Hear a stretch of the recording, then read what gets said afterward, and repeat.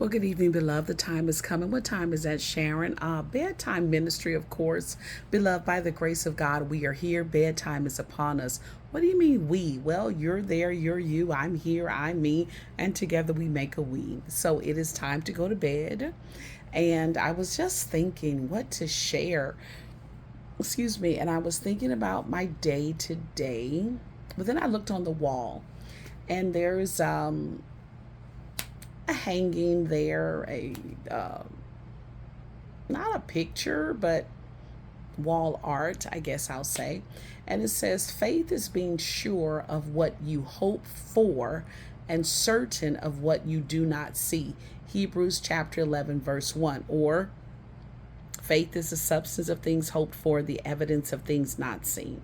So my hope and prayer as you rest on tonight and as I rest on tonight, my hope and prayer is that the ministering spirits would minister to us in such a way that when we awaken, we have the revelation of truly what faith is.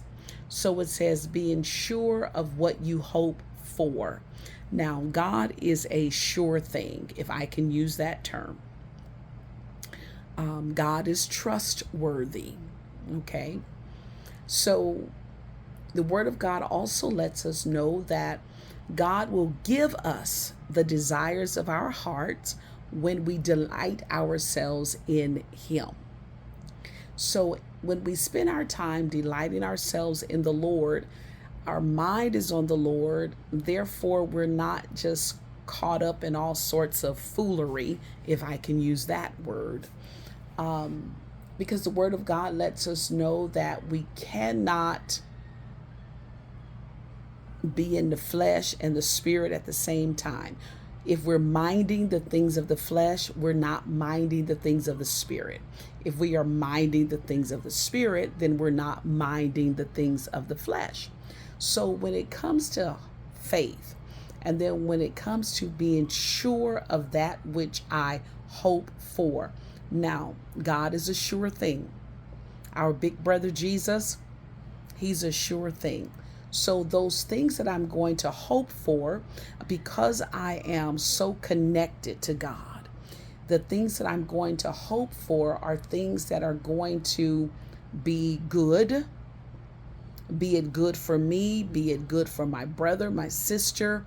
Those things that I'm going to hope for, I'm going to be sure of them. But then I've also got to be certain of those things that I don't see. Because this is where the faith comes in.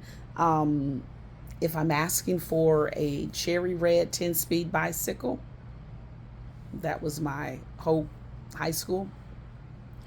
But if I saw it in the garage 2 weeks before Christmas, then guess what? I would not have been hoping for it because I would have known, oh, my parents, they hid it in the garage. But because they hid it in the garage of my friend down the street, well, guess what? I hoped for it.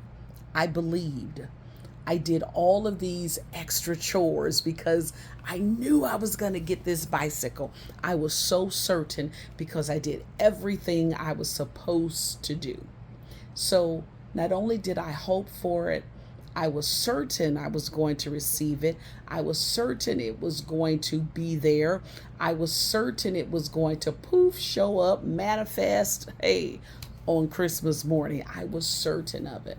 Beloved, you might say it's a bike, you were a child, whatever. Same concept. Whatever it is you're believing God for.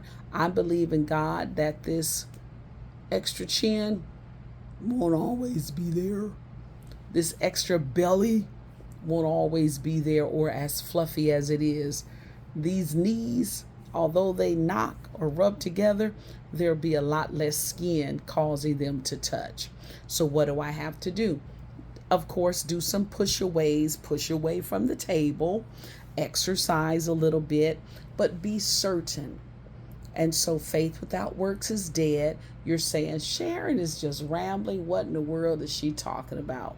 Beloved, the heavens speak. They do speak, okay? I just had to throw that in there.